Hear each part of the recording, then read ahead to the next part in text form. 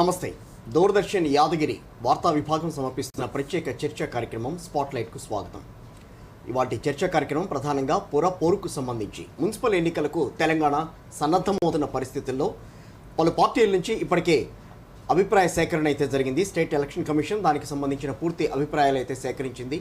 వాళ్ళ అభిప్రాయాలను పరిగణలోకి తీసుకుంటామని చెప్పింది.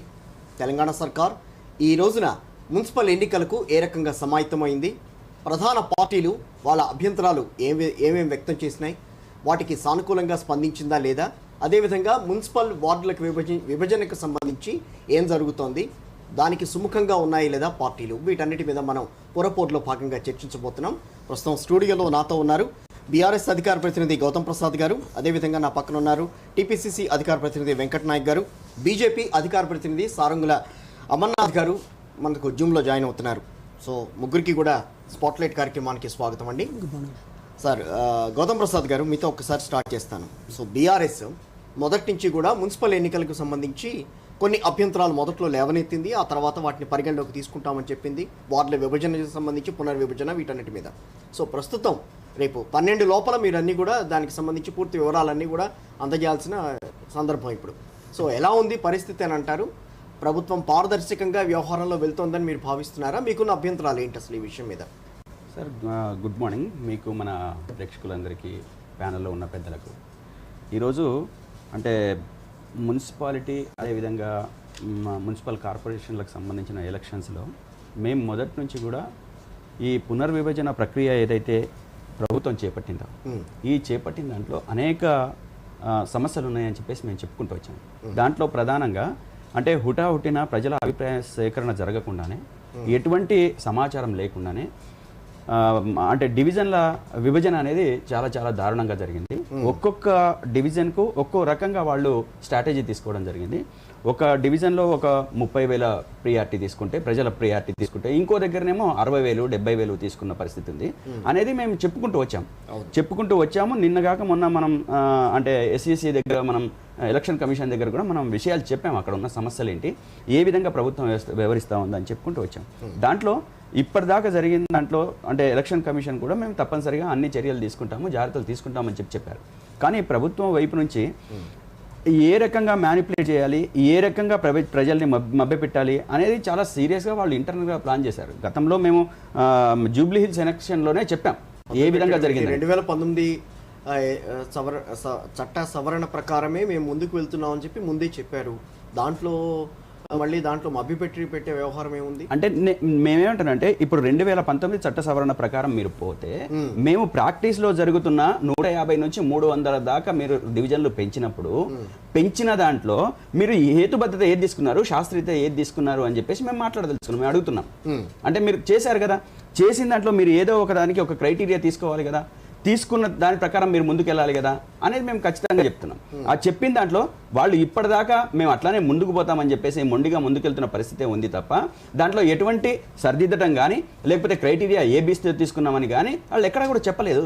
చెప్పకుండా వాళ్ళ పని వాళ్ళు చేసుకుంటూ పోతాం. అంటే ప్రభుత్వం అంటే కింద వాళ్ళు ప్రతిపక్షము ఏం మాట్లాడుకున్నా మేము మాత్రం చేయాల్సిన పని చేసుకుంటూ పోతాము, మాకు ఎవరు అభ్యంతరం చెప్పినా చెప్పకపోయినా మేము చేసుకుంటూ పోతాం అనేది వాళ్ళు క్లియర్గా చెప్తున్న పరిస్థితి కనబడతా ఉంది. మేము అట్లా అనకుండా మీరు ఏ క్రైటీరియా తీసుకున్నారు, ఏ క్రైటీరియా ప్రకారంగా ముందుకు పోతున్నారు. అదేవిధంగా ఈరోజు మా ఎలక్షన్ల నిర్వహణ క్రమంలో జూబ్లీ హిల్స్లో అనేక అవకతవకలు జరిగినాయని చెప్పేసి మేము చెప్పుకుంటూ వచ్చాము. దాంట్లో మేము ఆధారాలతో సహా ఈరోజు కోర్టు కూడా వెళ్ళడం జరిగింది. అవే ఈరోజు దొంగ ఓట్లు, అదేవిధంగా వాటి అంటే సవరణ లేకపోవడం అవన్నీ జరుగుతూ ఉన్నాయి. రేపు మళ్ళీ మున్సిపల్ ఎన్నికలకి చాలా తేడా ఉంటుంది. అంటే ఓటర్లు అయితే మారడుగా, ఏమంటారు, జాబితా తయారీ దగ్గర నుంచి ప్రజలకు అంటే ప్రతిపక్షాలకు ఇచ్చే జాగ్రత్తగా దాంట్లో ఎక్కడ కూడా హేతుబద్ధత లేదు సార్. వాళ్ళు ఇంటెలెక్చువల్స్ పోయి శక్తి దగ్గర పోయి అడగడం జరిగింది, మీరు ఎందుకు నిజమైన జాబితా బయట పెట్టట్లేదు అని చెప్పేసి. ఇప్పుడు అనేక రకాల మభ్య పెట్టడాల కోసం అంటే అది ఇస్తాము ఇది ఇస్తామని చెప్పేసి మభ్య పెట్టడం కూడా ఇంకో రకంగా కొనసాగుతూ ఉంది. అంటే మన ఓటర్లని అంటే ఓటర్ల జాబితా సరి చేయకపోవడం ఒకటైతే, అదేవిధంగా ఇక నిన్నగాక మొన్న ప్రకటించింది అంటే ముఖ్యమంత్రి గారైంది అంటే పంచాయతీ ఎలక్షన్స్ ముందేమో చీరలు అక్కడ పంచారు, ఇంకొకటేమో ఇప్పుడు మళ్ళీ మున్సిపల్ ఎలక్షన్స్కి ముందు పంచుతామని చెప్పేసి అన్నారు. అంటే ఇవి తాయిలాలు కదా, మభ్యపెట్టడం కదా, అంటే ప్రజల్ని మభ్యపెట్టి ఓట్లు వేయించుకోవడానికి చేసే ప్రయత్నం కదా. సరే, దాంట్లో అనేక ప్రభుత్వం అంతకుముందు ఇచ్చిన హామీలలో అనేకం ఉన్నాయి.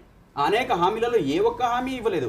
అంటే ఏ ఒక్క హామీ అమలు చేశారా చేయలేదా అనేది మొన్న జరిగిన ఉప ఎన్నిక నిదర్శనం, దానికి వచ్చిన ఫలిత నిదర్శనం.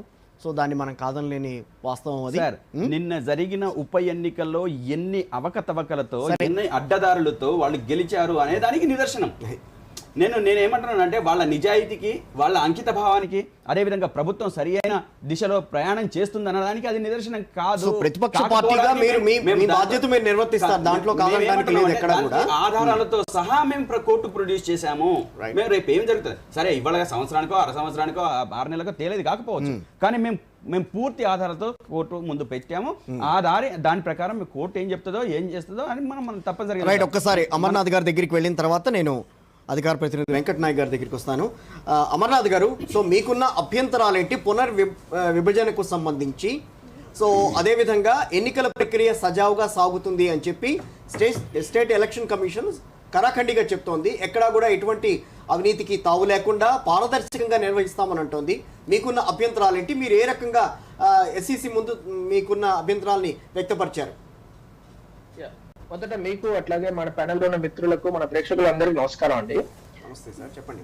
మన భారతదేశంలో ఆ పెద్ద రాష్ట్రాలను గమనిస్తే తెలంగాణ అనేది 3rd largest urbanised states. Maharashtra, Tamil Nadu తర్వాత తెలంగాణలో దాదాపు 55% పాపులేషన్ మున్సిపాలిటీలలో, కార్పొరేషన్స్ లో, పట్టణ ప్రాంతాల్లో, నగరాలలో నివసిస్తున్న పరిస్థితి. అలాంటి నగరాలను, పట్టణాలను పూర్తిగా గాలికి వదిలేసి ఏమాత్రం బాగు చేయకుండా గత 9.5 సంవత్సరాలు పరిపాలన చేసిన బిఆర్ఎస్ పార్టీ అప్పుడు చాలా పెద్ద పెద్ద మాటల, అంటే ఏమంటాం మనము, అర్బన్ డెవలప్మెంట్ మినిస్టర్ గారు అయితే పెద్ద పెద్ద కళ్ళజోడ్లు పెట్టుకుని ఇంత పెద్ద హోర్డింగ్స్ వేయించుకున్నాడు, కానీ కనీసం ఆ హోర్డింగ్ లో పెట్టిన ఖర్చులు కూడా జిహెచ్ఎంసీకి పెట్టలేదు. నేను మీకు ఒక చిన్న ఎగ్జాంపుల్ చెప్తా. జిహెచ్ఎంసీ మీరు ప్రతిపక్షంలో ఉన్నారా, అధికార పక్షంలో ఉన్నారు సార్? నాకు ఒక నిమిషం బ్రదర్ ప్లీజ్. మీరు ప్రతిపక్షంలో ఉన్నారా, అధికార పక్షంలో ఉన్నారా? పూర్తిగా మాట్లాడనియండి గౌతమ్. అధికార పక్షం వాళ్ళు నాకు ఒకటి క్లారిటీ ఇవ్వండి. అధికార పక్షం కాదన్న విషయం మీకు ప్రతిపక్షంలోనే ఉన్నారు. అధికార పక్షాన్ని మాట్లాడాలా? ఇప్పుడు 2.5 సంవత్సరాలు అయిపోయి. నేను ఏమంటున్నానంటే 2.5 సంవత్సరాలు అయింది మేము అధికారం కోల్పోయి. అధికారంలో ఉన్న వాళ్ళకి క్వశ్చన్ చేయాలన్న వాళ్ళు, అధికారంలో లేని వాళ్ళకి మాట్లాడడం వేరు. ఇప్పుడు మున్సిపల్ ఎలక్షన్స్ ఎవరి హయాంలో జరుగుతున్నాయి? ఇప్పుడు 2.5 సంవత్సరాలు ఎవరి హయాంలో గడిచినాయి? గడిచిన దాంట్లో ఆ విషయాలు మాట్లాడుతున్నారు. అట్లా కాదు, మనము సబ్జెక్ట్ టు సబ్జెక్ట్ వాస్తవ విషయాలకు తీసుకెళ్లాలి. కానీ 9.5 సంవత్సరాలు పీడి ఆ విషయాలకు పోతే చాలా ఉన్నాయి సార్. నేను మాట్లాడాలా 9.5 సంవత్సరాలు నేను చాలా చేశాను. 9.5 సంవత్సరాల చిట్టా అంతా. అమర్నాథ్ గారు మాట్లాడండి సార్. ఇప్పుడు మనం ఏం